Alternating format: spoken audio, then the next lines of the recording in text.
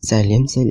Бұл видеода жолы болып әртүрлі тірі қалу мүмкін емес жағдайларда аман қалған жандар жайлы айтатын боламыз. Ал кеттік.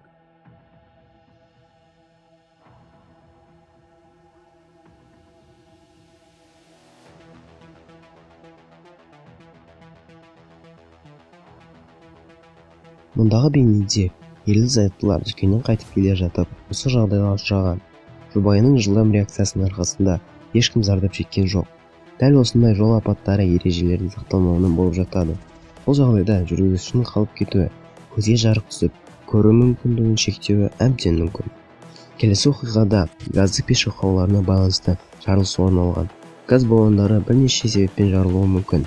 Бірінші, газ баллоны қызып кеткенде, температура жоғарылағанда газ көлемін ұлғайтады, яғни баллон ішіндегі қысым артып жарылыс болады.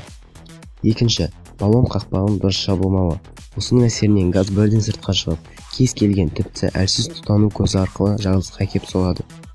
Үшінші, баллон қатты құлағанда немесе қатты затқа, мысалы қабырғаға ұрылса, жарылады. Үшінші кезекте 2 жас YouTube арнасына экстремалды видео салмақ болыпты. Жап-жақсы басталған секіру жаттығуларының арты қайғылы болуы әбден мүмкін еді. Жастардың бірі құлап бара жатып, электр сымына ілініп, өлім аузынан құтылып кеткен. Кез келген экстремалды істер қауіпсіз болуы қажет. Экстремалдар екінші парашют, сенімді серіктес секілді әдістерді қолданады. Ал біздің жағдайда тек сенімді арқан ұстағыш қажет. Ал мына жағдай Алматы қаласында орын алды.